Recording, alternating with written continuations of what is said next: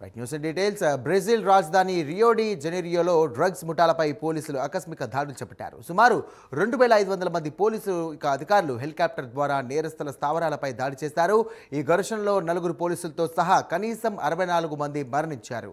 ఇదే అంశానికి సంబంధించి మరిన్ని డీటెయిల్స్ అందించడానికి మా నేషనల్ బ్యూరో చీఫ్ కళా సిద్ధంగా ఉన్నారు. కళా, చెప్పండి, బ్రెజిల్లో డ్రగ్స్ ముఠాలపై చేసినటువంటి దాడులతో ఎటువంటి మార్పులు చేసుకోబోతున్నాయి? సాయి, దాదాపు మాదక ద్రవ్యాల డ్రగ్స్ పై జరిగినటువంటి దాడి, ఇంత పెద్ద మొత్తంలో జరిగినటువంటి దాడి మొట్టమొదటి దాడి. ఇలాంటి దాడి ఇప్పటి వరకు కూడా ఏ దేశంలో కూడా జరగలేదు. బ్రెజిల్లో మొట్టమొదటిసారిగా జరిగినటువంటి దాడి. దాదాపు 2500 మంది పోలీసులు ఒక్కసారిగా కూడా దీనికి సంబంధించినటువంటి రెడ్ ముఠా అనేటువంటిది మాదక ద్రవ్యాలు ఎక్కువగా ప్రపంచంలో ఉన్నటువంటి అన్ని దేశాలకు కూడా స్మగ్లింగ్ చేసేటటువంటిది, బిజినెస్ చేసేటటువంటి మొత్తం అంత ముఠా కూడా ఎక్కువ బ్రెజిల్ మనకు ఈ ఆఫ్రికన్ కంట్రీస్లోనే ఎక్కువగా ఉంటుంది. అయితే ఇక్కడ దాదాపు 1 సంవత్సరం పాటు ఏదైతే ఇక్కడ ఇంటెలిజెన్స్ అంతా కూడా పనిచేసినటువంటిది, దీనికి సంబంధించినటువంటి సమాచారాన్ని తీసుకోవడానికి 1 సంవత్సరం పాటు పనిచేశారు ఈ ముఠాను పట్టుకోవడం కొరకు. అలాంటి డ్రగ్స్ ముఠా కొన్ని వేల కోట్ల మాదక ద్రవ్యాలను రెడ్ హ్యాండెడ్గా పట్టుకోవడం జరిగింది. అంతేకాకుండా స్థావరాలను కూడా ధ్వంసం చేసింది. ఈ ముఠాను పట్టుకోవడం కొరకు చివరికి హెలికాప్టర్స్ను కూడా ఉపయోగించి వారిని పట్టుకునే ప్రయత్నం చేశారు. అందులో చాలా సక్సెస్ అయ్యారు అన్నట్టు మాత్రం కొద్దిసేపటిగా అంతర్జాతీయ వార్తల నుంచి వస్తున్నటువంటి సమాచారము. దాదాపు ఇక్కడ మనకు బ్రెజిల్లో వచ్చేసేసి రియో పట్టణంలో దాదాపు రెడ్ ముఠాకు సంబంధించినటువంటిది మొత్తము అక్కడ కొన్ని ప్రాంతాలు, అంటే అమాయక ప్రజలు అనుకోవచ్చు, పేద ప్రజల్ని కూడా వాళ్ళు అంటే ఆయుధాలుగా ఉపయోగించుకొని వాళ్ళతో మాదక ద్రవ్యాల బిజినెస్లను మాత్రం యథేచ్ఛగా కొన్ని వేల కోట్ల వ్యాపారం నడుస్తుంది. అక్కడి నుంచి ఇతర దేశాలకు కూడా స్మగ్లింగ్ అయ్యేటటువంటిది మొత్తం అంతా కూడా డ్రగ్స్ ముఠా. ఇందులో రెడ్ హ్యాండెడ్ గా పట్టుకున్నటువంటి సమయంలో పోలీసులకు ముఠాకి కూడా దాడి, అంటే ఎదురుదాడి.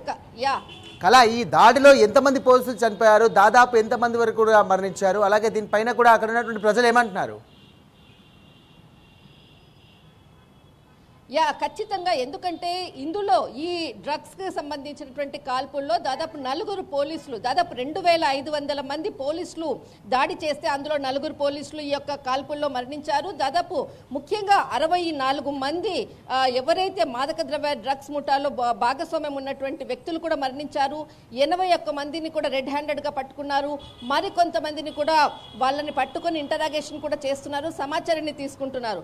అయితే ఇక్కడ చాలా కీలకంగా కూడా అలిమోనో తర్వాత ఫెన్హా అన్నటువంటి 2 ప్రాంతాలు చాలా జనసాంద్రత ఎక్కువగా ఉండేటటువంటి ప్రాంతాలు. ఈ ప్రాంతాల్లోనే వాళ్ళు ఎక్కువగా కూడా డ్రగ్స్ వ్యాపారాలను చేసేవారు. అక్కడ ఉండేటటువంటి పబ్లిక్ అంతటిని కూడా వీళ్ళలో, అంటే ఈ డ్రగ్స్ ముఠాలో వాళ్ళని కూడా భాగస్వామ్యం చేసి నడిపించేటటువంటి ఇంత పెద్ద వ్యాపారాన్ని విస్తరించినటువంటి వాళ్ళని ఈ రోజు ఉదయం జరిగినటువంటి ఏదైతే దాడిలో మాత్రము చాలా మంది ప్రజలను కూడా అరెస్టు చేయబోతున్నారు అన్నటువంటి వార్తలు కూడా వస్తుంది. కానీ అధికారికంగా మాత్రం ఇప్పటి వరకు 84 మందిని అరెస్ట్ చేశారు అన్నటువంటి వార్తలు మాత్రం ప్రకటించారు.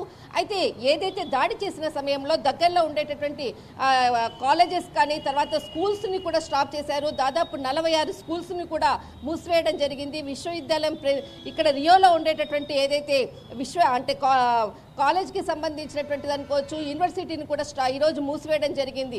అంటే ఎంత పెద్ద మొత్తంలో ఉన్నటువంటి డ్రగ్స్ ర్యాకెట్ని ఛేదించాడు అన్నది మాత్రం ఇక్కడ ఒక బిగ్ న్యూస్ అని చెప్పవచ్చు. ఇప్పటి వరకు కూడా మన ఇండియాలో కూడా దాదాపు మనకు వచ్చేసేసి ఇటు పంజాబ్ కానీ తర్వాత మనకు రాజస్థాన్ అనుకోవచ్చు, ఎక్కువగా కూడా పంజాబ్ చాలా హెడ్ క్వార్టర్ మనకి ఇండియాలో ఉన్నటువంటిది.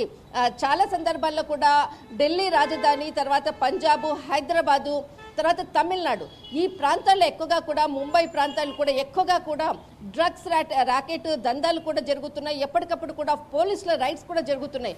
కానీ ఇలాంటి దాడి ఒక్కసారి చేస్తే మన ఇండియాలో కూడా ఖచ్చితంగా ఇలాంటి దాడులను కూడా అరికట్టేటటువంటి అవకాశం కూడా ఉంటుంది. కానీ బ్రెజిల్ దాడి మాత్రము యావత్ ప్రపంచం కూడా ఈ రోజు జరిగినటువంటి దాడిపై కూడా సోషల్ మీడియాలో పోస్ట్ చేస్తున్నారు.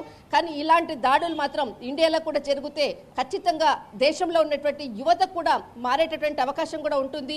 ప్రభుత్వం ఇలాంటి దాడులు చేయడం వల్ల కొంత భయంతోనన్నా ఇలాంటి డ్రగ్స్ వ్యాపారాలు కొంత తగ్గుముఖం పడతాయని చెప్పవచ్చు. సాయి, రైట్, థ్యాంక్ యూ కళ.